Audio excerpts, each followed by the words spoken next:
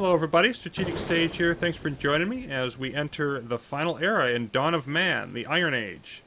200 citizens exactly in the city of Inception. I'm going to pop in here and we've got 18 for our cost on most of the advances in this age.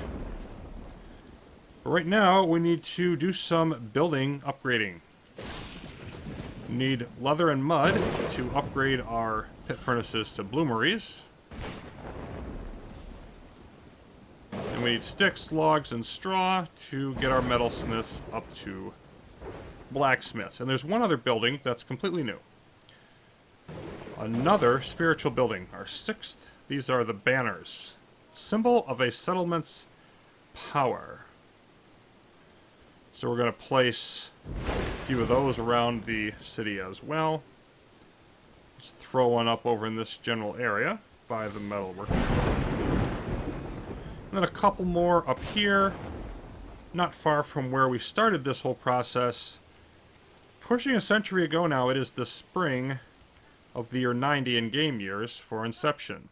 Now I do need some more wood here. For some reason, I don't know why they're not cutting down the logs here. I think they should be cutting down some of these trees, but perhaps they're waiting for more of them to grow. I don't know. In any case, I think we need some more. As I do that, it's worth thinking about bronze compared to iron. You might think that, you know, we started Stone Age going to copper and then bronze and then iron, so iron would be the most advanced. But as is often the case, history is more complex than that. Bronze is actually, it's variable, because you can have a really low quality bronze alloy that's not as hard as iron, but usually bronze is harder, meaning more effective, particularly for use in weaponry. But at the same time, that also makes it more brittle, more easy to break, and iron gets stronger the more you work it and repair it. So, typically, bronze came to be used as a higher quality item, a rarer item, and iron would be more in common use. Bronze would be for, like, rich people or elite soldiers and that kind of thing. But the biggest factor of all in that whole calculus is the availability of tin for making the bronze, because tin was quite rare, more rare than copper, more rare than iron, and it's also not evenly distributed. It's only found usually in a few concentrated veins. So a little over 1,000 years BCE, the vast trade networks that were required to get the tin around to all the various civilizations and towns that needed it disintegrated, and the why on all that is not fully understood. It's also well beyond the scope of Dawn of Man. Talk about that more in the future, but the main issue is, at that point, what are you going to do? You're going to use the next best thing you have available to you, which is iron. And you don't actually get a metal that's as hard or harder than bronze for those specialized uses until you get to steel. In any case, Dawn of Man's implementation, it's understandable, but it's a little bit strange at the same time. It has bronze and iron as actually being totally equal in effectiveness, as we're building our first bloomery here. That is, they both have a 175% modifier when it comes to the effectiveness of a tool, a sickle or a pick or whatever. And they also both have the same effectiveness as weapons for melee combat. It would probably be better if, you know, at least more historical, if the bronze weapon was more effective and then the iron was more durable, but you understand why they wouldn't have a backtracking in effectiveness for something as you're advancing in age. That would be a tough sell from a game point of view. If we look down here at the bloomeries, they're obviously bigger than a pit furnace. Then also you've got these bellows down here that they work to shove air in to keep the fire hot, which is necessary because the iron requires a somewhat higher melting temperature, as high as 1500 Celsius opposed to about 1100 for copper. And we are now getting our blacksmith up and running as well. I also think it probably would have been better if they had, like, if tin mines were really rare, and then you had to trade for most of your tin. Again, you understand why they didn't, but that would have been a little more in keeping with the actual historical reality. We've got a bit of a anvil over here. And on this bench, see, these are molds in there. So I think that's really a nice idea. And we've got another pit here if they need to reheat things. And a large bellows over there as well. So some good attention detail on the buildings as usual. And they are, obviously, the bellows, or the bloomery, bigger than the pit furnace. These are a little bit larger, looking a little bit more modern, relatively speaking, than the metalsmith buildings were. And if we take a look at our production now, we have, yes, a hard and durable metal. It's back to the same thing we had with copper. 1 ore, 1 charcoal to 1 bar. And we're going to go ahead and reset both of these. Obviously, steel won't be coming for quite a while, but we'll go ahead and mark that down. And then at first, I'm going to go with just the axes and the picks for these 2 buildings. And hopefully we'll be able to branch out other things, but I want to get the banners built. I want to get a backlog, and we have to see how the trading is going to go. I think it'll be better than copper. I think we had a hard time getting copper because it was from a previous age, because we were in the Bronze Age trying to trade for copper. But probably an easier time trading for iron. They seem to bring things that are in the current age a little bit more frequently. But we'll see how that goes. Well, so far so good. We have gotten 3 traders. We've been able to acquire iron ore from all of them. We're gradually building a stockpile, and that's with building the banners already. And we can see over here, you know, the process of pumping the air in with those bellows to keep this fire going. And, of course, another one over here. So the iron work continues.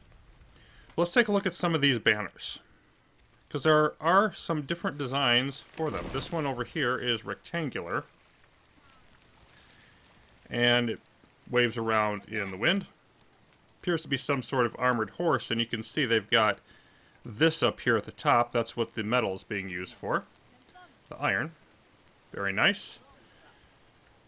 Then there's a second type, which is a more angled, narrow type of banner. We've got a pig up top, and this design on it. Birds. And then there's also this one, which I think is more of a, perhaps a lizard or a dragon sort of thing. Crocodile, maybe? Snake? Not sure. Something along those lines. And it's got more of a expansive billowing in the back. So that's going to add, of course, to our morale. A nice little bit more advanced art for the city. And then I decided, you know, this is going well enough. I'm going to buy another advance from the traders. So what we got is baking. And baking allows us to get what I think is the second to last production building that you can do, which is the oven.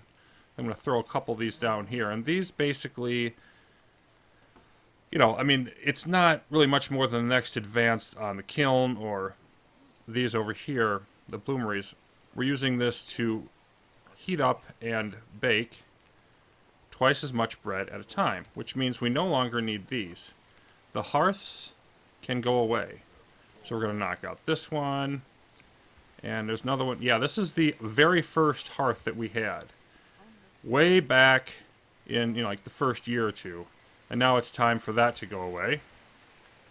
And not the mortars. We're going to keep the mortars up. I don't remember where all my hearths are. I'm going to have to go through and find them all. But those can be eliminated now.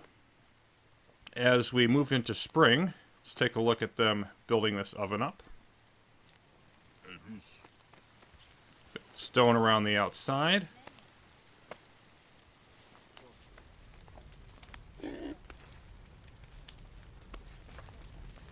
They're carrying stones over to that one to build that. Got the ash in there. Here's our sticks for the fire. And it's enclosed, so the heat will mostly stay inside, and there it is.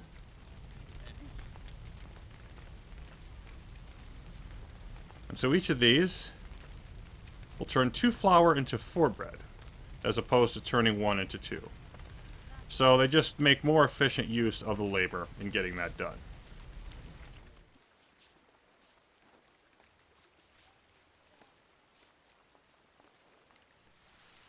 So now, without any hearths, we have traders actually coming down here by the river. Why exactly they're choosing this location, I don't know. They might be centering on this totem.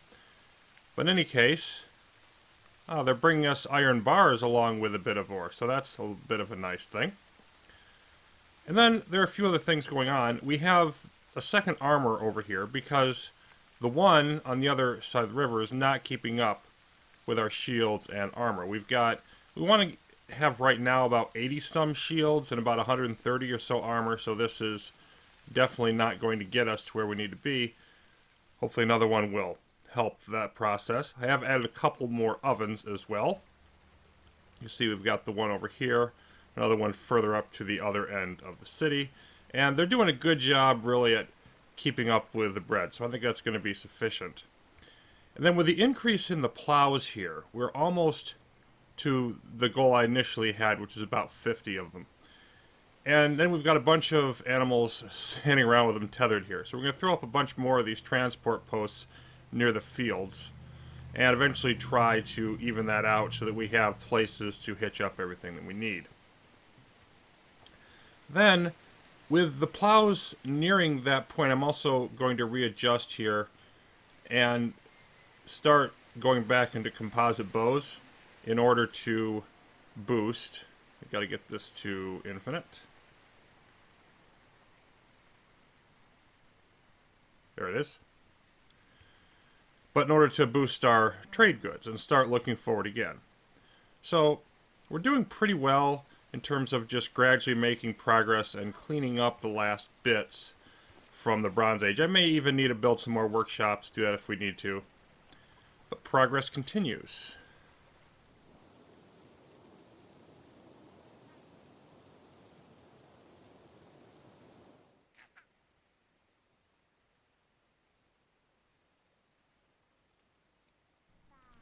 The next advance I decided to purchase from the traders is reinforced fortifications. And this came at a very opportune time, less than a season after our worst raider attack that we've suffered just yet. There was around 20 of them. Of course, they have better gear now that we're in the Iron Age. And we had also some out doing harvesting. So, we lost a total of 10. They knocked down this gate, knocked down part of the wall, destroyed the tower, etc. The attacks are just coming much stronger now. And so we definitely need this. I'm going to boost up our platforms here. You can see reinforced platforms. You can hold more people and they are more capable. Even some iron is needed for this. So it's a good thing we've been trading for it because we're going to need it now to get all of this going. And these all is 4 iron for this. So upgrade the guard tower. And then the gate here, that gets upgraded as well. Metal reinforced gate. Did it not? There we go. And so by each entrance now, I'm going to add a second tower if they don't have them. And this is going to require, quite obviously, a lot of metal. A lot of iron. It's going to take some time. But it's very much necessary for us to be safe from the invaders. So, a bit of a long-term process here. And we have to wait some to get more iron in as we dip into the fall here. Hopefully it won't be too long. See if we can speed this up a little bit more before they come in. There we go. We're starting to get some work done over here on tearing down this one. So that's the start of the whole process. We're doing well otherwise, except the armor is falling behind. So I may have to build even more there. I'll build another armor if need be. Otherwise, the rest of our supplies all going well. Straw is actually going up. Plows have made our whole planting situation much more efficient. Lets us spare more people to get things done. So now we're tearing down this watchtower. And they're waiting for materials on that platform. Tearing down this gate.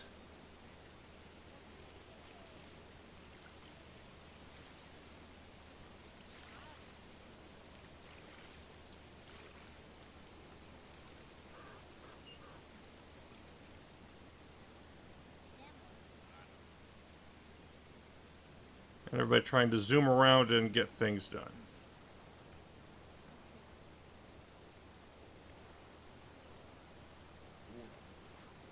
There we go. Now we're starting to get this guard tower built up. So we'll jump into that whole process.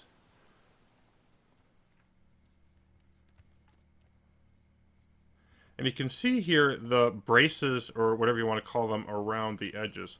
During the Iron Age, there was some really interesting techniques used, particularly in masonry, that I will get to in the future in another series. But using small amounts of metal in key locations in construction is the key idea here to strengthen structures. And I think these are pretty well represented here. And again, it's, we've got thicker beams with the build, more bracing.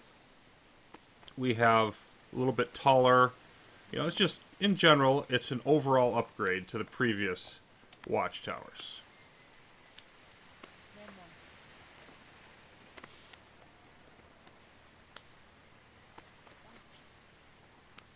And these as well, also, pretty much all of these structures, they had 650 in terms of their hit points. They're up to 1,000, so increased by about 50% as the gate starts to come together.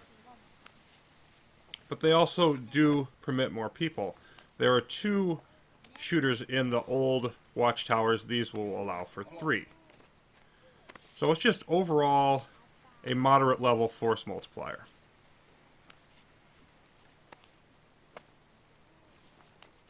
And again, you can see the beaming more significant, the metal bracings on the gate there.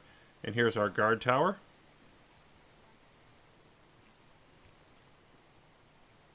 Up to 1,600 on these. They were 1,000 before. And our reinforced gate coming together.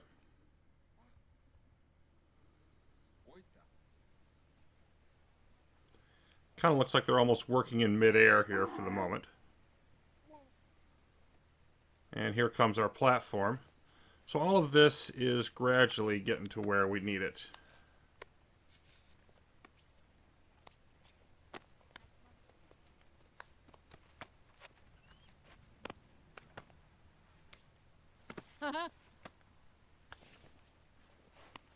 They actually got the platform done first again, the metal bracing. And there is our gate.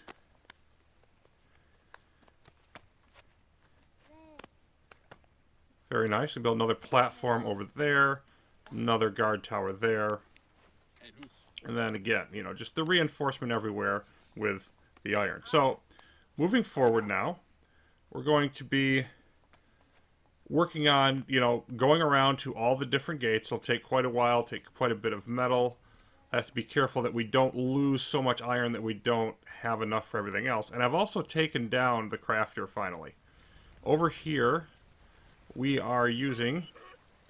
We're not going into storage yet. I want to finish these fortifications first. But we are building all of our tools now out of iron at this stage. And so we'll also be keeping an eye on our workshops. Probably want to build 1 or 2 more of them to keep up with everything that's going on. Keep the bows going, keep the plows and carts, etc. going. And then checking in on the armor situation, perhaps building a 3rd number of those, however many I need to keep that process underway.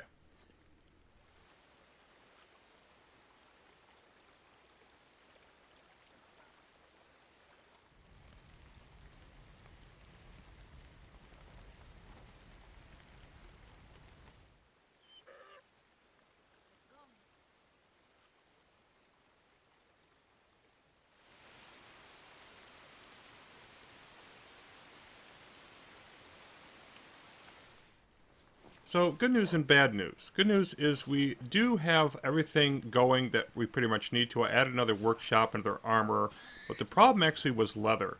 So I built a bunch more tanners. We actually now have 6 of these. And they were running full speed until we ran out of tannin just recently, but it lasted most of the year. I think I'm just going to scale up how much tannin we gather in the spring, and that should allow us to run full year-round on the armors and take care of that particular issue. Unfortunately, our iron imports have largely dried up now. So we started over here, and we have gone all the way around to the water's edge this way. But we still have a few more gates over here to do, 2 or 3 of them there, and then the entire side across the river. And I'm not sure if we're going to be able to get enough iron imports, because they've sort of dried up. Here's another trader. See what they have. And yeah, 3 ore. So we've just not been able to get nearly as much in. It's been pretty much in that 2 to 3 range per trader. Unless that picks back up, it's going to take us a very long time to finish this. But I think while I sort of plow through that whole process, it's probably a good point to leave off here. And when we return next time, we'll be looking at going forward, hopefully through most, if not all, of the rest of the advances in the Iron Age, now that we're solidly in and have the Bronze Age behind us. Hope you come back for that. Otherwise, thanks for watching. And remember that next time you hear somebody saying something strong as iron, your arms as strong as iron, one of those phrases, might not be all it's cracked up to be.